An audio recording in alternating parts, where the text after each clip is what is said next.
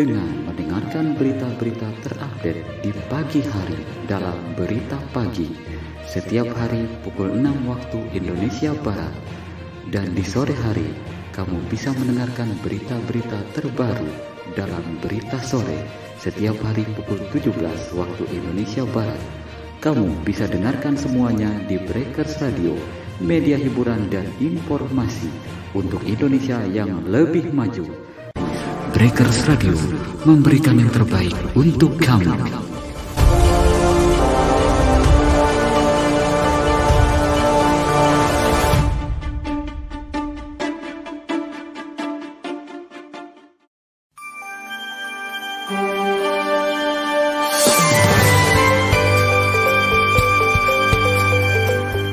Sahabat Inspirasi, sesaat lagi kamu akan mendengarkan Warta Berita bersama Breakers Radio, media hiburan dan informasi.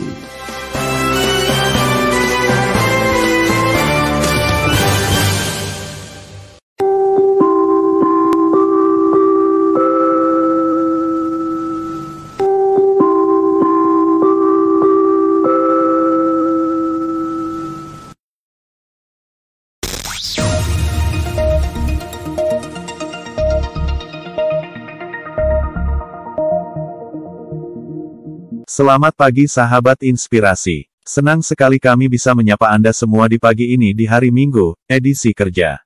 Tanggal 11 Juni tahun 2023 bersama saya Paimin. Berita pagi ini bisa juga Anda dengarkan di Radio Bintang Muara, Bengkulu Kepahyang, frekuensi 97,2 FM.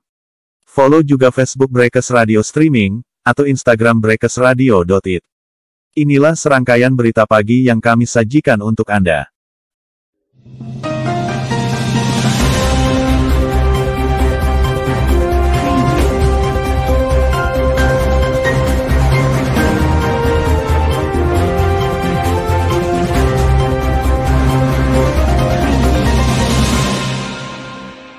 Kita awali berita pertama. Pendengar, dan Pomdam, Pratu J tusuk pengamen pakai pisau buatan.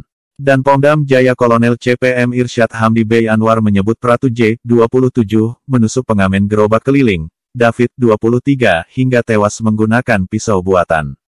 Dia mengatakan pisau yang digunakan Pratu J bukan pisau pabrikan. Jadi dia gunakan pisau buatan gitu, kayak semacam besi tapi yang dibikin seperti pisau.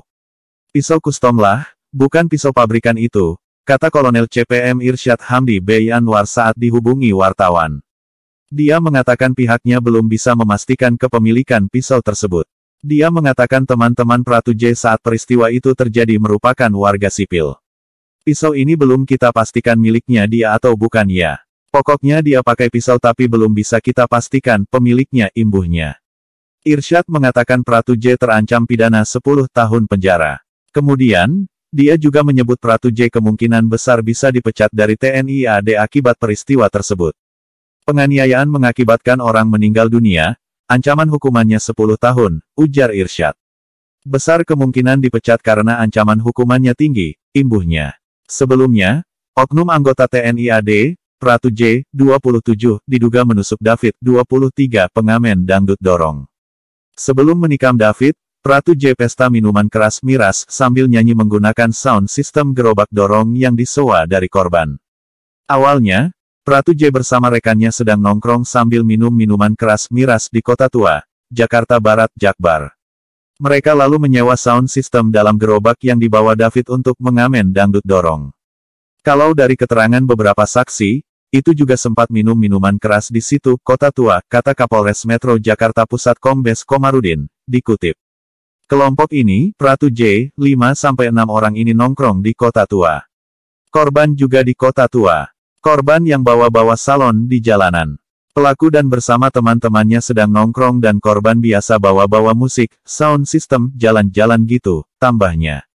Korban lalu meminta Pratu J bersama rekannya menyudahi acara nyanyi menggunakan sound system dangdut gerobak dorong karena hari hampir terang.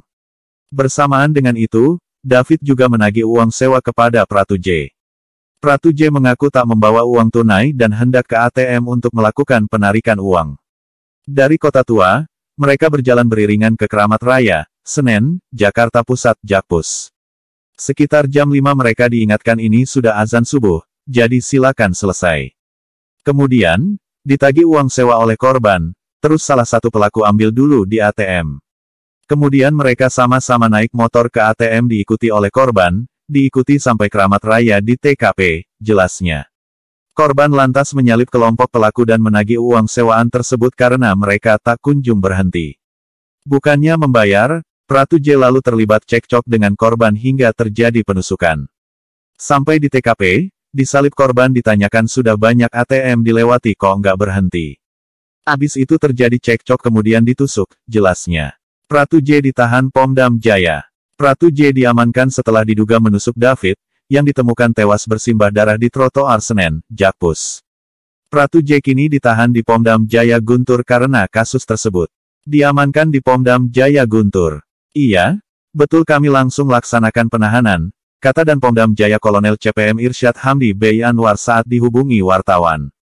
Pendengar, Puan Maharani dikabarkan segera bertemu AHY, begini tanggapan Demokrat.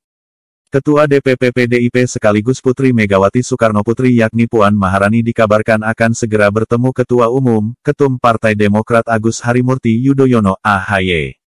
Menanggapi hal itu, Ketua Bapilu DPP Demokrat Andi Arief mengaku belum mengetahui adanya rencana pertemuan Puan dan AHY.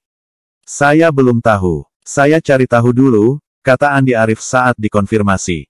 Sementara itu, Deputi Bapilu DPP Partai Demokrat Kamhar Lakumani juga mengaku belum mengetahui rencana tersebut. Dia akan memberikan informasi jika sudah mendapatkan kabar terbaru. Mohon maaf, saya belum update informasinya. Jika sudah terupdate saya info, tukasnya. Diberitakan sebelumnya, Sekretaris Jenderal Sekjen PDIP Hasto Kristianto mengatakan Puan Maharani akan bertemu Ketua Umum, Ketum Partai Demokrat Agus Harimurti Yudhoyono, AHY. Hal tersebut disampaikan Hasto Kristianto, saat ditemui usai menghadiri acara peresmian kapal kesehatan Laksamana Malahayati, di Pelabuhan Tanjung Priok, Jakarta Utara. Nanti Mbak Puan Maharani akan bertemu dengan Mas AHY untuk melakukan dialog, kata Hasto, kepada awak media, Sabtu ini. Meski demikian, Hasto belum menjelaskan lebih lanjut soal kapan pertemuan itu akan dilangsungkan. Ia menjelaskan masih ada beberapa agenda terdekat yang akan dilakukan PDIP. Ia nanti, kan abis peresmian Laksamana Malahayati, jadwal-jadwal di DPR. Nanti kita lihat, jelas Hasto. Sebagai informasi, PDIP telah berkoalisi dengan Partai Persatuan Pembangunan (PPP) untuk mengusung Ganjar Pranowo untuk maju di Pilpres 2024. Sedangkan, Partai Demokrat tergabung dalam Koalisi Perubahan untuk Persatuan (KPP) bersama Partai Keadilan Sejahtera (PKS) dan Partai Nasdem untuk mengusung Anies Baswedan maju di Pilpres mendatang. Pendengar, respons Golkar soal Airlangga dan Cak Imin bakal bertemu Megawati. Sekjen PDIP Hasto Kristianto mengatakan Ketum Golkar Airlangga Hartarto dengan Ketum PKB Muhaimin Iskandar bakal bertemu secara tertutup dengan Ketum PDIP Megawati Soekarnoputri. Waketum Golkar Nurul Arifin mengatakan tak mengetahui agenda itu. Saya nggak tahu, itu kan bukan agenda Partai Golkar, ujar Nurul kepada wartawan di DPP Golkar, Jakarta Barat. Nurul mengatakan partainya masih menunggu soal calon presiden, Capres, dan calon wakil presiden, Cawapres, yang akan diusung di 2024. Nurul mengatakan partainya terbuka. Jadi, kalau Partai Golkar kita masih wait and see, terbuka pintunya untuk partai, karena ini kan masih mencari koalisi, mencari partner yang cocok untuk mencari wakil presiden dan presidennya juga belum pasti yang mana-mana saja, katanya. Nurul mengatakan pernyataan dari sejumlah pihak terkait bergabungnya Golkar ke koalisi tertentu menunjukkan partainya diperlukan keberadaannya.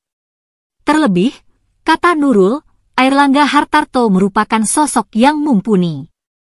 Kalau sekarang ada statement yang menyatakan bahwa Golkar mau kesana kesini, ya menurut kami Golkar itu memang pasti yang memang diperlukan keberadaannya, di samping suara, jumlah kursi, juga memang pemimpin Partai Golkar memang seseorang yang sangat mumpuni yang diperlukan bangsa ini, ungkap Nurul. Nurul pun merespons soal kode partai politik yang disampaikan oleh Ketua DPP PDIP Puan Maharani lewat baju kuningnya. Nurul mengaku belum pernah mendengar kabar itu secara langsung. Ya berita itu kan sudah 2 minggu yang lalu ya, bagaimana Ibu Puan mengatakan bahwa ada partai berwarna kuning bergabung. Nah kita belum pernah mendengar secara langsung gitu, kita juga, kami semua di sini baru mendengar dari media saja, tuturnya. Nurul menyebut belum ada undangan resmi dari PDIP terkait rencana pertemuan kedua partai. Jadi belum ada undangan, belum ada juga rencana untuk bertemu begitu, katanya. Sekjen PDIP Hasto Kristianto sebelumnya mengatakan partainya intens berkomunikasi dengan sejumlah partai politik, parpol, lainnya. Hasto mengungkap parpol yang dimaksudnya ialah Partai Kebangkitan Bangsa, PKB, Partai Golkar, dan Partai Gerindra. Ya tentu saja kami intens berkomunikasi dengan PKB, dengan Golkar, bahkan juga dengan Gerindra. Komunikasinya juga dilakukan oleh Mbak Puan Maharani, ujar Hasto kepada wartawan di Dermaga Kade Inggom, Pelabuhan Tanjung Priok, Jakarta Utara. Hasto pun mengaku dirinya bertemu dengan Ketum PKB Muhaimin Iskandar dan Ketum Golkar Airlangga Hartarto, minggu lalu. Pertemuan itu, kata Hasto, bakal dilanjut dengan pertemuan tertutup bersama Ketum PDIP Megawati Soekarnoputri. Kalau pertemuan ada. Jadi saya minggu yang lalu bertemu dengan Pak Muhaimin Iskandar, bertemu dengan Pak Airlangga Hartarto dan kemudian kami juga akan atur pertemuan secara tertutup terlebih dahulu dengan Ibu Megawati Soekarnoputri, terangnya. Hasto tak merinci topik apa yang akan dibahas dalam pertemuan itu. Dia juga tak mendetail kapan pertemuan itu dilakukan. Ketua DPP PDIP Puan Maharani mengatakan setiap partai politik tengah berkomunikasi satu sama lain menuju pemilu 2024. Termasuk PDI Perjuangan yang buka pintu terhadap partai lain jika ingin mendukung bakal calon presidennya Ganjar Pranowo. Ya sekarang dinamika di lapangan masih sama-sama jalani masing-masing. Di Gerindra masih juga silaturahmi dan berkomunikasi kemana, Nasdem, Golkar, semuanya partai politik keadaan saat ini masih menjajaki untuk bisa bersama-sama menuju tahun 2024, kata Puan di Kompleks Parlemen, Senayan, Jakarta. Puan lantas ditanyai apakah ada strategi dari PDIP untuk menggait partai lain terkait pemenangan Ganjar Pranowo.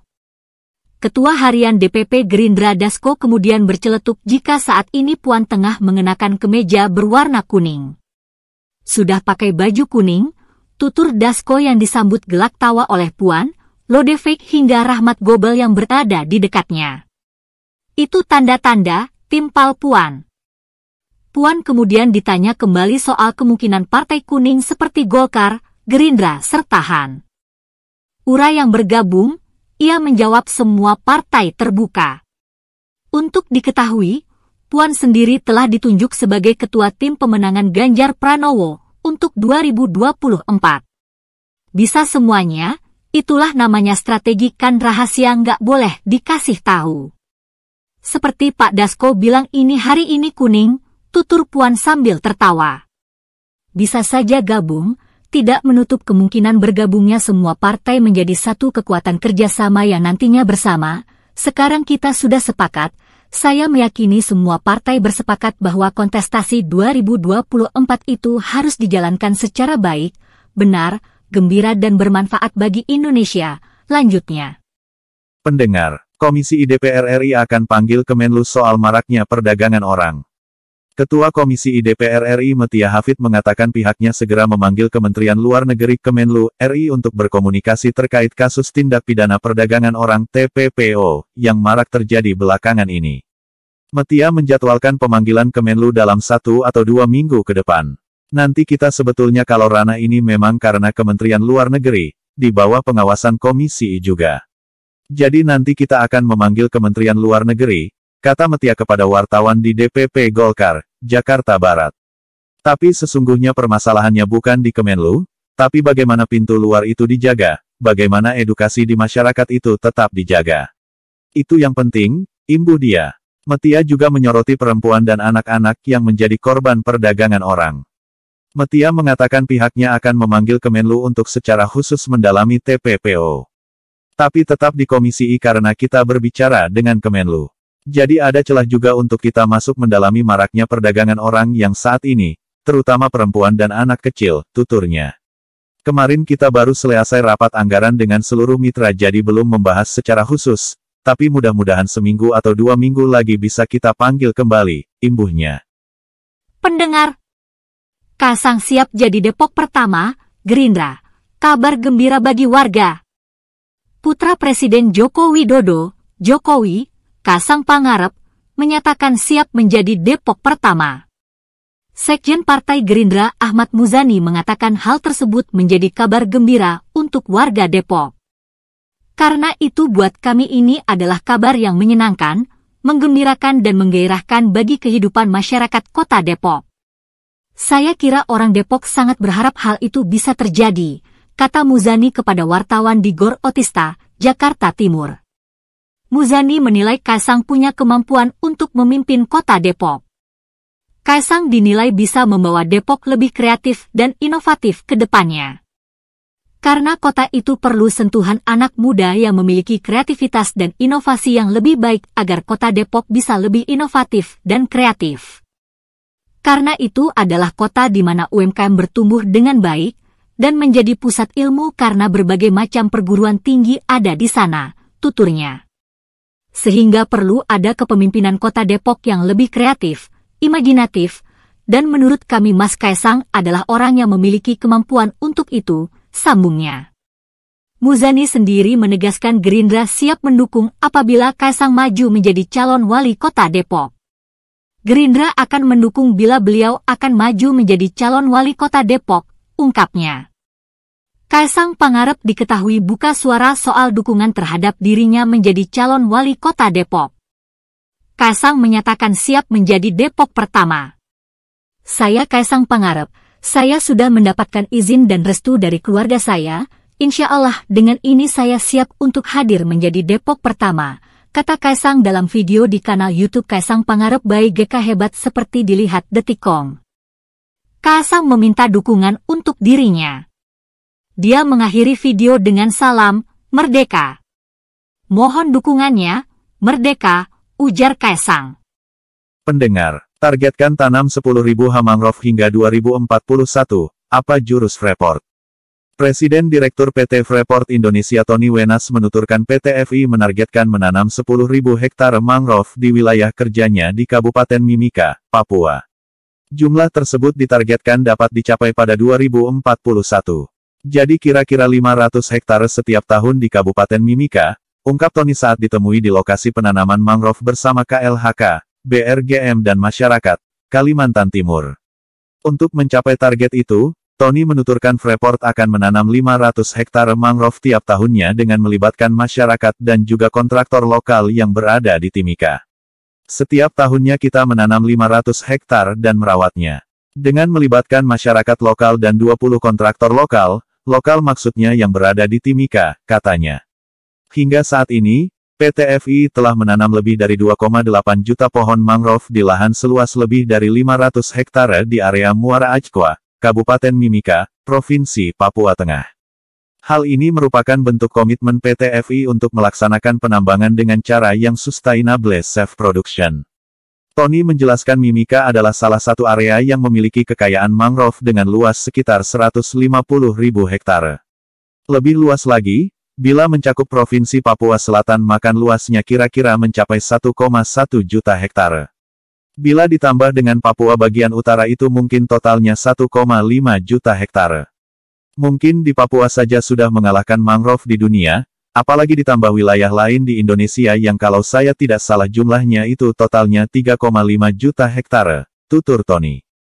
Hal itu pun menjadi komitmen PT FI untuk melakukan rehabilitasi, tak hanya mangrove tapi juga area-area tiling yang tidak aktif atau sekitar 2.000 hektare. PT FI pun menanami wilayah tambang yang sudah tak aktif dengan luas sekitar 500 hektare dan rencana area di Jayapura yang mencapai 4.000 hektare. PT FI pun hari ini menyepakati kerjasama dengan Kementerian Lingkungan Hidup dan Kehutanan, KLHK, dan Badan Restorasi Gambut dan Mangrove BRGM. Kerjasama tersebut yaitu rencana pemulihan ekosistem hutan mangrove di Kalimantan Timur seluas 2.000 hektare. Rencana pemulihan ekosistem mangrove seluas 2.000 hektar tersebut merupakan bagian dari peringatan Hari Lingkungan Hidup Sedunia 2023. Adapun rehabilitasi ekosistem mangrove di Balikpapan jadi bagian dari program pemerintah merehabilitasi 600.000 hektar lahan mangrove pada tahun 2021 sampai tahun 2024 di 9 provinsi prioritas. Tony Wenas menuturkan pihaknya meyakini tidak ada perusahaan yang bisa berhasil di tengah lingkungan yang gagal, sehingga penting bagi sebuah perusahaan untuk menjaga lingkungan. Jadi lingkungan juga harus dipelihara, dijaga sedemikian mungkin dan ditingkatkan. Ekosistemnya juga harus dijaga. Ini adalah salah satu komitmen kami untuk melaksanakan penambangan dengan cara yang sustainable self-production.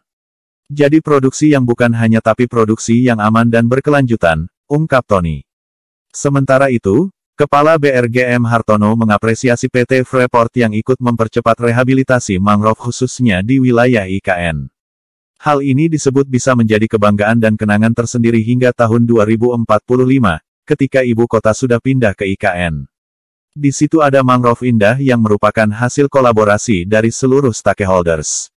Dan ini kami berharap kerjasama dengan PT FI akan jadi pemicu kepada kolaborator lain untuk mempercepat rehabilitasi mangrove sebagaimana yang diinstruksikan Presiden kepada kami, ucapnya. Selain mencakup upaya rehabilitasi ekosistem dan tanaman mangrove, nota kesepahaman juga meliputi program pemberdayaan masyarakat di sekitar lokasi pemulihan ekosistem mangrove. Pemberdayaan masyarakat ini mencakup pemberian edukasi kepada masyarakat mengenai pentingnya ekosistem mangrove, serta pelibatan masyarakat dalam upaya rehabilitasi mangrove dengan tujuan meningkatkan kesejahteraan masyarakat. Pendengar, HNW ajak generasi muda anti narkoba amalkan Pancasila. Wakil Ketua MPR Hidayat Nur Wahid, HNW, mengajak generasi muda untuk amalkan Pancasila. Sebab Pancasila sebagai ideologi bangsa Indonesia memiliki peran penting sebagai sarana efektif dalam menangani permasalahan narkoba di Indonesia. Hal tersebut disampaikan olehnya dalam acara sosialisasi 4 pilar MPR RI yang bekerja sama dengan Gerakan Pemuda Jakarta Anti Narkoba, JAN, di Bogor, Jawa Barat, hari ini. 4 pilar MPR yang dimaksud adalah Pancasila, UUD NRI 1945, Negara Kesatuan Republik Indonesia, NKRI, dan Bhinneka Tunggal Ika. Persoalan mengenai narkoba ini memang bukan hanya permasalahan Indonesia, tetapi dunia seperti terorisme juga. Hingga Ketua BNN Budi Waseso pernah menyebutnya sebagai narkoterorisme, kata Hidayat Nur Wahid dalam keterangannya. Maka dalam konteks Indonesia, sangat penting untuk mengatasinya dengan mengedepankan implementasi Pancasila secara konsekuen, baik dan benar, oleh semua kalangan, termasuk generasi muda anti-narkoba, dikuatkan antara lain dengan menyegarkan pemahaman yang benar dan jujur terhadap Pancasila melalui sosialisasi 4 pilar MPR seperti sekarang ini, sambungnya. Ia menyampaikan pentingnya peran Pancasila dalam menangani persoalan anak muda, termasuk yang terkait dengan narkoba. Bahkan itu sudah sejak lama dilakukan, misalnya di forum internasional, di kantor Perserikatan Bangsa-Bangsa di Jenewa, Swiss pada 2019 lalu. Kala itu, ia hadir diundang sebagai anggota Dewan Tertinggi dari Muslim World League, MWL, sebuah organisasi Islam internasional yang berpusat di Mekah, Saudi Arabia. Pidato saya yang berbahasa Arab tersebut saya kaitkan dengan tema Pancasila sebagai sarana efektif menanggulangi masalah generasi muda mengatasi masalah narkoba, terorisme, dan lainnya. Alhamdulillah, pidato tersebut diterima dengan baik oleh para peserta dari berbagai negara lain, termasuk juga pimpinan Muslim World League, jelasnya. Dalam konteks kekinian di Indonesia, HNW mengatakan persoalan narkoba masih terus menjadi teror bagi rakyat Indonesia, hingga disebut sebagai narkoterorisme. Berdasarkan data dari Badan Narkotika Nasional, BNN, pelaku kejahatan narkoba dan kerugian ekonomi akibat narkoba semakin meningkat dari tahun ke tahun. Terkait dengan kerugian ekonomi dan keuangan. Pada 2015 lalu, menurut BNN, kerugian ekonomi keuangan akibat narkoba sebesar 63 triliun rupiah. Para pelaku kejahatan narkoba di kalangan generasi muda juga semakin meningkat. Kemudian menurut BNN, pada tahun 2021, bukannya turun, kerugian keuangan malah naik menjadi 84 triliun rupiah pada 2023, ujarnya. pada rentang waktu 2021-2022 terdapat kenaikan 11,1% atau sebanyak 851 kasus. Bahkan menurut BNN, pada tahun 2015 saja setiap hari ada 50 warga yang meninggal karena narkoba. Benar-benar jahat, layak disebut sebagai narkoterorisme, sambungnya. Ia mengatakan para pendiri bangsa juga telah mewarisi kita adanya ideologi yang kokoh dan kuat. Saya yakin, seperti sebagaimana saya sampaikan di kantor PBB, persoalan narkoba ini bisa kita atasi secara bersama-sama, salah satunya bila generasi muda, para pimpinan negara dan semua pihak di Indonesia memahami dan dengan serius melaksanakan Pancasila secara bersama-sama, karena setiap sila dari Pancasila benar dua menjadi benteng yang tangguh, ujarnya. Lebih lanjut, HNW merinci sila pertama Pancasila yang berbunyi, Ketuhanan Yang Maha Esa. Sila pertama ini mengajarkan untuk berkehidupan sesuai dengan dasar ketuhanan yang Maha Esa. Tidak ada Tuhan di agama apapun yang mengajarkan halalnya narkoba dan terorisme. Semuanya pasti melarang segala bentuk kejahatan yang merugikan dan merusak manusia dan kemanusiaan. Salah satu di antaranya adalah narkoba itu, tuturnya. Adapun sila kedua, mengajarkan kita untuk berperilaku manusiawi, adil, dan beradab. Dan narkoba, baik pengedar maupun pemakainya adalah kondisi tidak manusiawi dan tidak berkeadaban. Ini juga landasan yang kokoh, ujarnya. Ia mengingatkan lagi mengenai persatuan Indonesia di dalam sila ketiga. Oleh karena itu, ia meminta agar seluruh elemen termasuk keluarga terlibat dalam pencegahan penggunaan narkoba. Keluarga yang harmoni akan jadi bermasalah ketika salah satu anggotanya terlibat dengan masalah narkoba. Maka penanganan masalah narkoba ini mestinya dijadikan sarana untuk menghadirkan kerjasama dan kesatupaduan warga, peran pemuda dan warga untuk bersatu padu dengan elemen masyarakat lainnya dalam menjaga kesatuan warga dan bangsa dengan memerangi narkoba, ungkapnya. Powered by Spark sila keempat, berkaitan dengan narkoba dengan pelanggaran prinsip musyawarah mufakat dan menghadirkan keselamatan. Pengguna narkoba biasanya menjadi antisosial, menjadi egois dan tidak peduli dengan nasib masyarakat. Maka dengan terbiasa bermusyawarah bersama para tokoh warga, dan terbiasa membincangkan kemaslahatan rakyat sesuai sila keempat, para pemuda jadi bisa berkontribusi menyelamatkan masa depan bangsa yang mayoritasnya sekarang diisi oleh generasi muda dari kalangan milenial dan lainnya, ujarnya. HNW mengatakan terakhir sila kelima berkaitan dengan keadilan sosial bagi seluruh rakyat Indonesia. Ini penting untuk dihadirkan, agar keadilan sosial dapat dirasakan oleh seluruh rakyat Indonesia, ketika generasi mudanya bisa terbebas dari teror narkoba, kata HNW. Selanjutnya, HNW menjelaskan bukan hanya dari konteks Pancasila, dilihat dari sisi UDNRI 1945 juga memerangi narkoba sangat diperlukan. Pasal 1 ayat 2 UDNRI 1945 secara tegas menyatakan bahwa kedaulatan di tangan rakyat. Rakyat yang akan memilih presiden, gubernur, anggota DPR, DPRD, dan lainnya.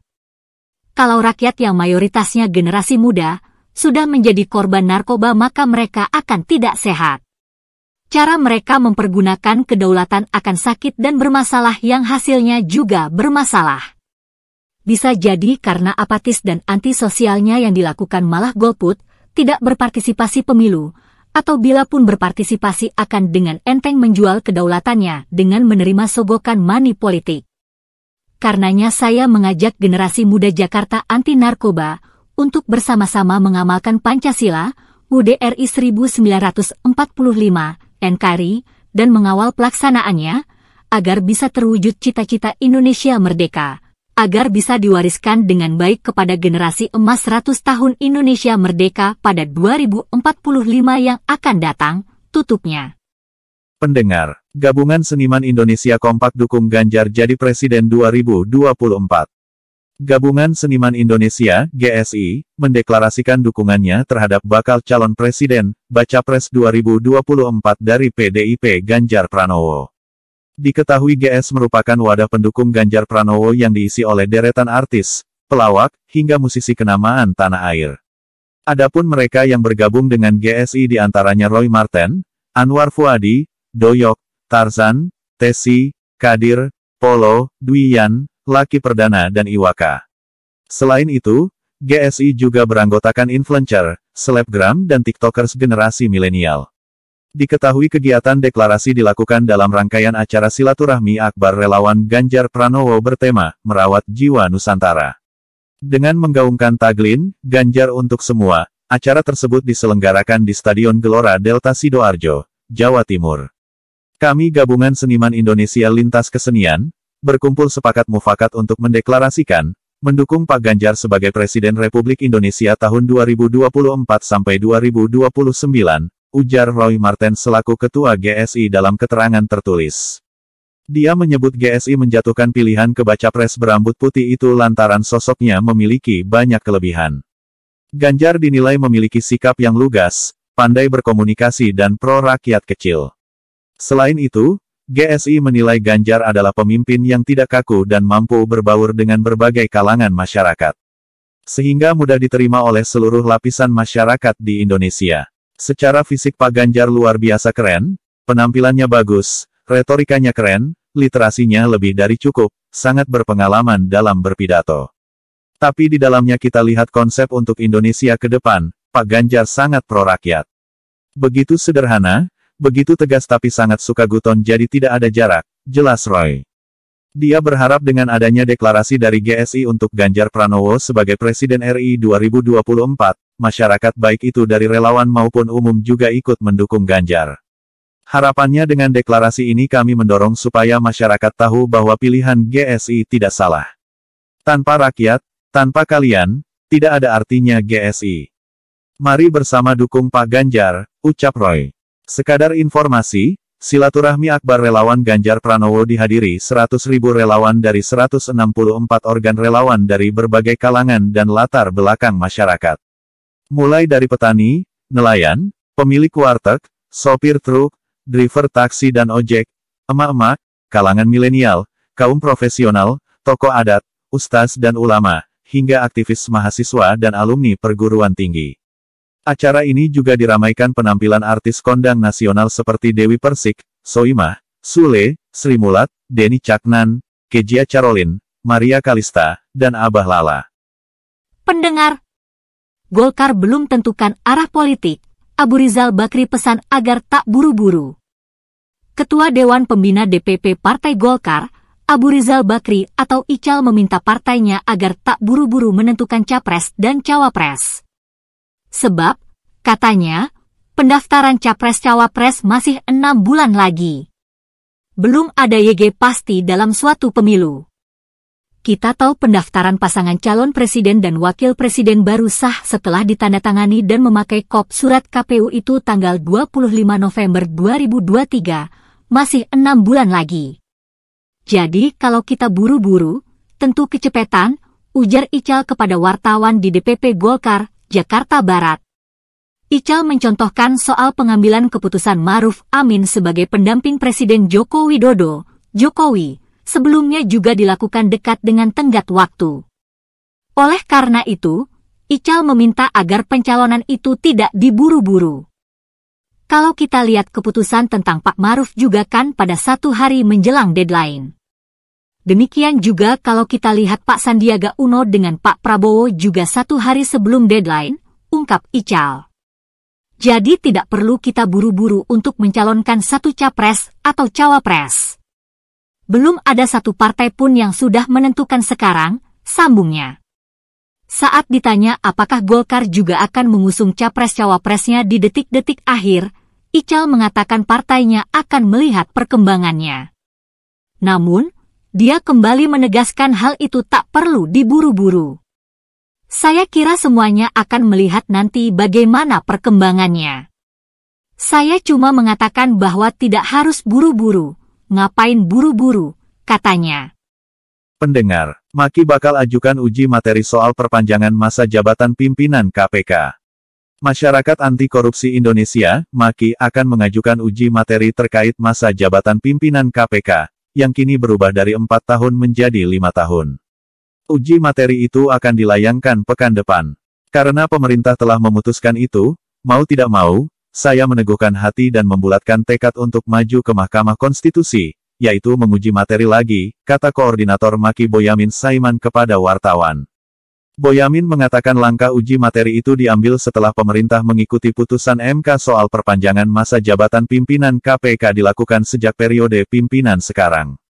Putusan itu membuat masa jabatan Firly Bahuri DKK sebagai pimpinan KPK diperpanjang 1 tahun ke depan.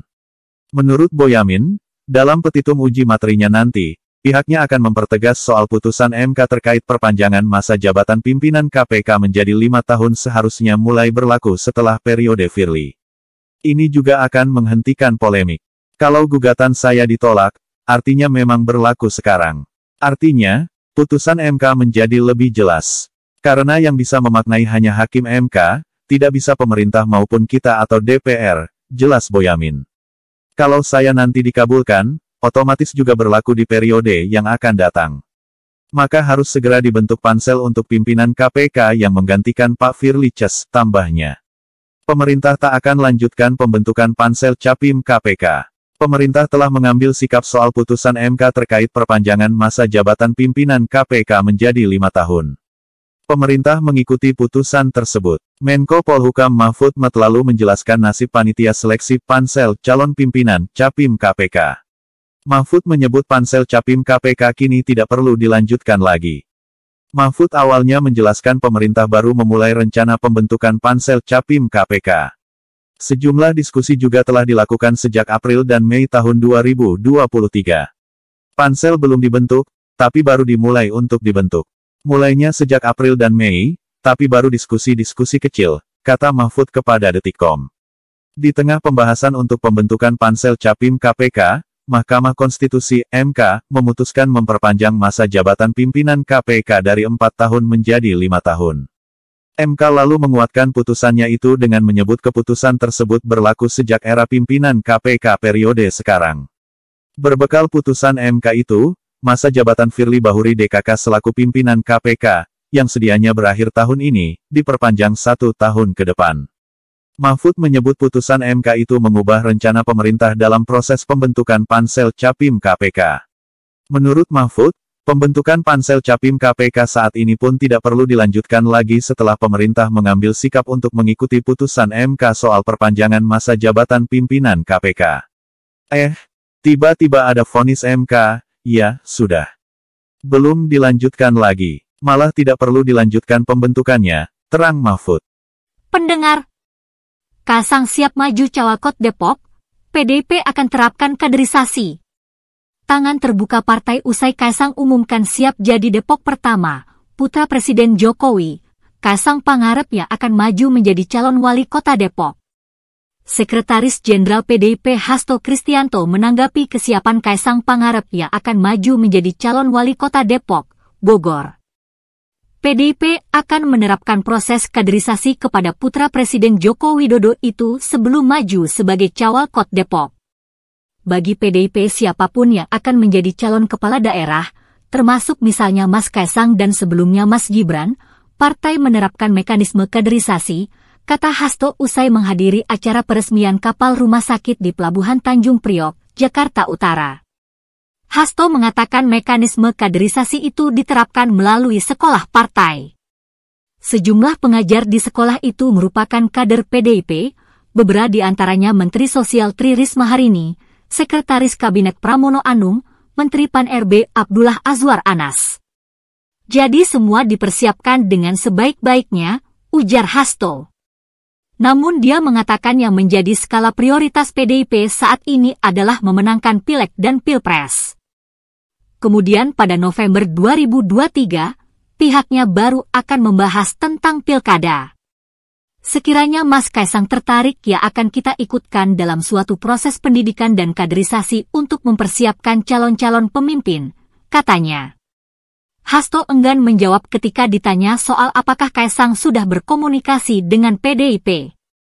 Kaisang Pangarep telah menyatakan kesiapannya menjadi wali kota Depok. Hal itu ia sampaikan lewat video di kanal YouTube Kaisang Pangarep by GK Hebat berjudul, Klarifikasi, Saya Buka Suara. Baliho besar Kaisang Pangarep di kawasan Margonda, Depok, Jawa Barat. Foto, arsip PSI, dalam video yang diunggah pada Jumat kemarin.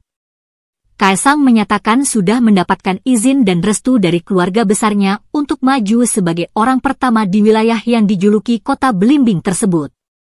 Saya Kaisang Pangarep. Saya sudah dapat izin dan restu dari keluarga saya. Insya Allah dengan ini saya siap untuk hadir menjadi Depok pertama. Mohon dukungannya, Merdeka, kata Kaisang. Ketua Dewan Pimpinan Cabang, DPC, PDI Perjuangan Kota Depok Hendrik Tangke Allo berencana menduetkan putra Presiden Joko Widodo, Kaisang Pangarep dengan Sekretaris Daerah, Sekda, Kota Depok Supian Suri, SS, bila ingin maju di Pilkada Depok 2024. Wacana Kaisang mau ke Depok jadi wali kota bagus juga itu. Nanti disandingkan dengan Pak SS, Supian Suri, kata Hendrik kepada CNN Indonesia. Putra bungsu Presiden Joko Widodo, Jokowi, Kaisang Pangarep, menyatakan siap menjadi Depok pertama, usai didorong menjadi calon wali kota Depok oleh PSI, sejumlah partai pun menyambut Kaisang dengan tangan terbuka. Pernyataan siap menjadi Depok pertama, itu disampaikan Kaisang dalam video di kanal YouTube Kaisang Pangarep by GK Hebat seperti dilihat Detikcom. Kaisang mengawali video itu dengan tangkapan layar pertanyaan soal kanal YouTube-nya yang tak lagi mengunggah konten. Setelah itu, tampak Kaisang menjawab beberapa pertanyaan seseorang dengan singkat sambil melihat layar komputer. Orang tersebut kemudian bertanya apa yang sedang dibaca Kaisang. Kaisang lalu menunjukkan layar komputer yang berisi pemberitaan tentang dirinya didorong maju sebagai calon wali kota Depok. Video itu kemudian berlanjut ke pernyataan Kaisang. Saya Kaisang Pangarep, saya sudah mendapatkan izin dan restu dari keluarga saya, insya Allah dengan ini saya siap untuk hadir menjadi Depok pertama, kata Kaisang. Kaisang tampak menggunakan baju putih dan peci dengan latar belakang merah putih. Dia meminta dukungan untuk dirinya. Dia mengakhiri video dengan salam, Merdeka. Mohon dukungannya, Merdeka, ujar Kaisang. PSI, partai yang selama ini getol mendorong Kaisang maju calon wali kota Depok, Jawa Barat, menyambut antusias kesiapan Kaisang. PSI menegaskan mendukung Kaisang. PSI dukung Kaisang, kata juru bicara PSI, Cheryl Tanzil, kepada Detikcom. PSI juga menyambut baik Kaisang jika ingin menjadi kader. PSI menilai Kaisang adalah sosok pemimpin yang diidamkan masyarakat kota Depok saat ini. Kita membuka diri jika Kaisang mau bergabung jadi kader PSI, tapi tentunya keputusan di Mas Kaisang. PSI berprinsip memberikan dukungan sesuai dengan aspirasi rakyat, dan aspirasi kerinduan sosok pemimpin Depok dari hasil polling tertinggi ada di Kaisang, kata Cheryl. Ahmad Muzani mengatakan hal tersebut menjadi kabar gembira untuk warga Depok. Dia mengatakan keinginan Kaisang menjadi Depok pertama menyenangkan bagi warga Depok. Karena itu buat kami ini adalah kabar yang menyenangkan, menggembirakan dan menggairahkan bagi kehidupan masyarakat kota Depok. Saya kira orang Depok sangat berharap hal itu bisa terjadi, kata Muzani. Muzani menilai Kaisang punya kemampuan memimpin Depok. Muzani menegaskan Gerindra siap mendukung Kaisang jika benar-benar ingin maju sebagai calon wali kota Depok.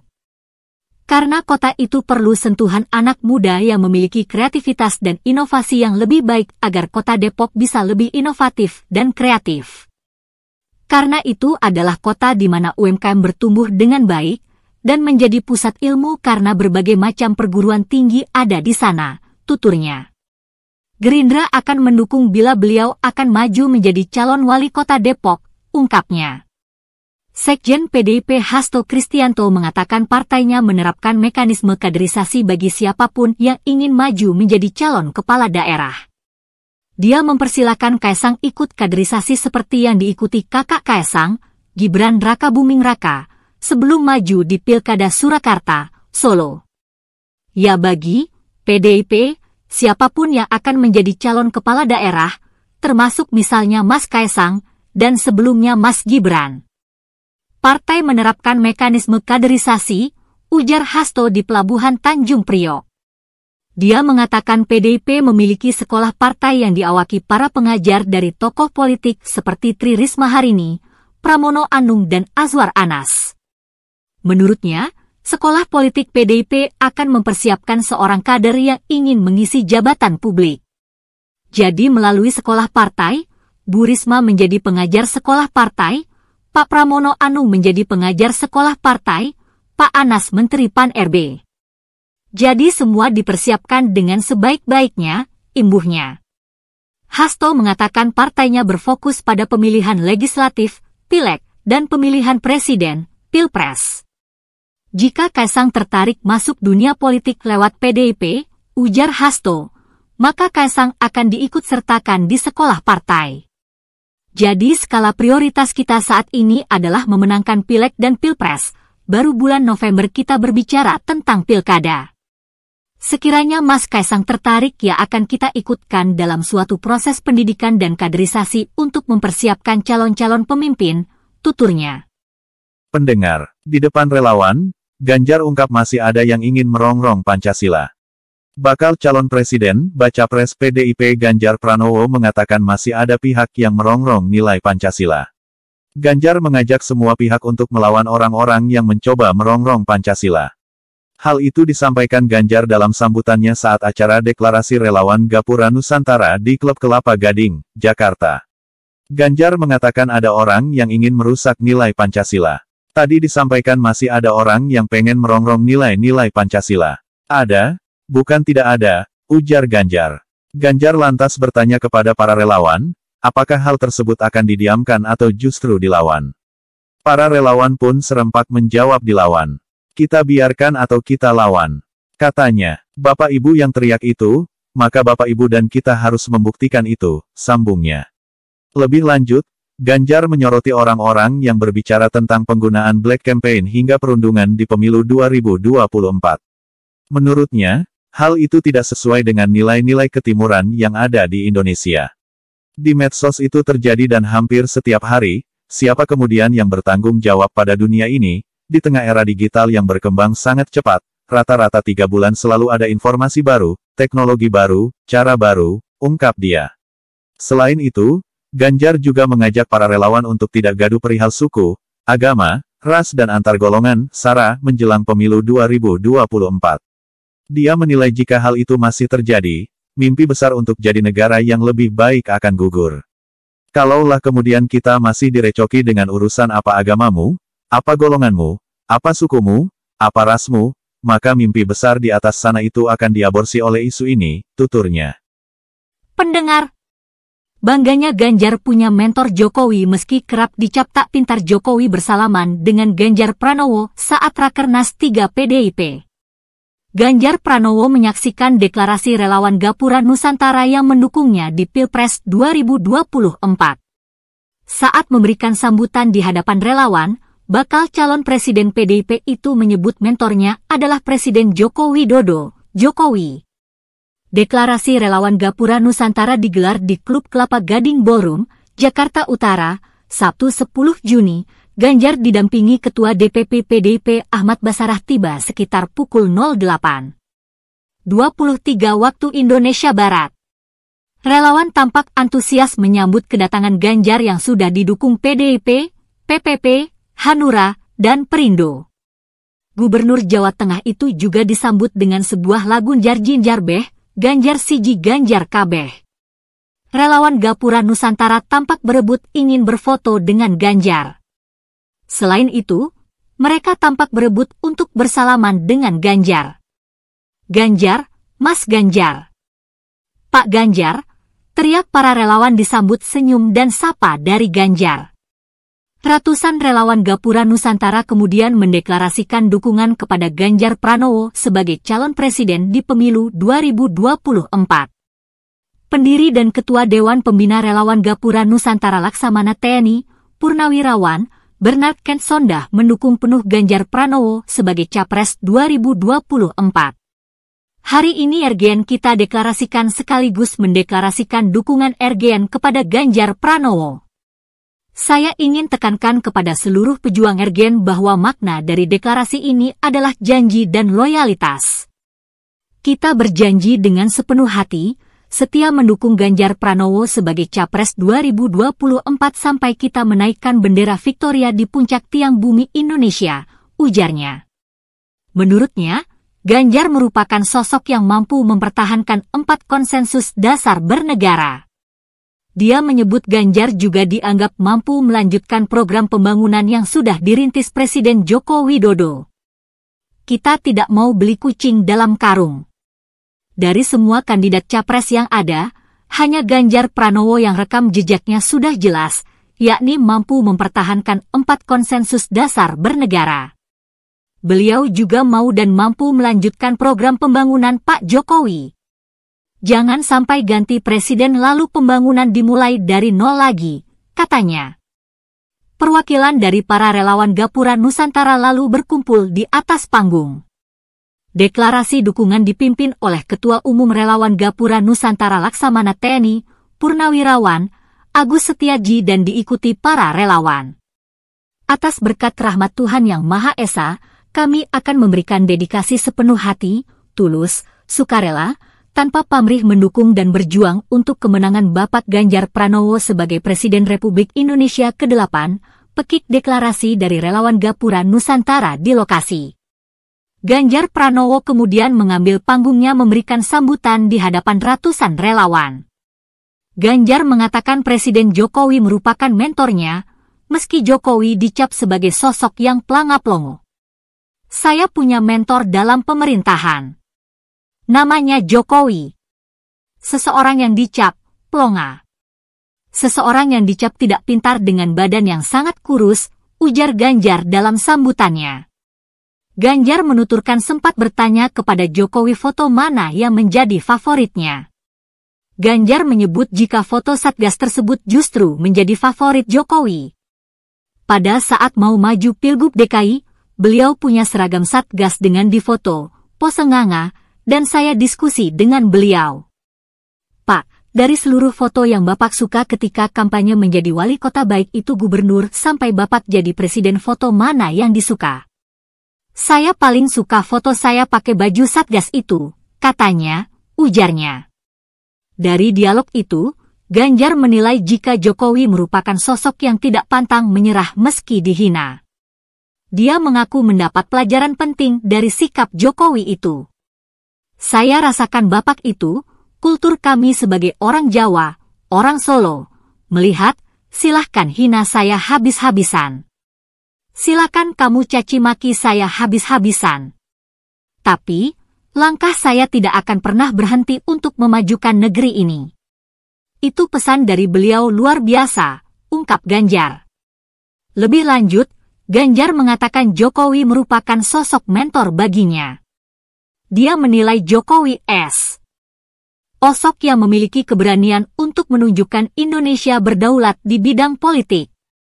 Bung Karno jatuh didahului peristiwa 65, 66 terjadi pergeseran pergantian kekuasaan dengan Super Semar, 67 UU penanaman modal asing lahir, 68, 69 Freeport berdiri, dan tidak ada satupun para pemimpin mampu mengambil alih kecuali Jokowi, kata Gubernur Jawa Tengah itu.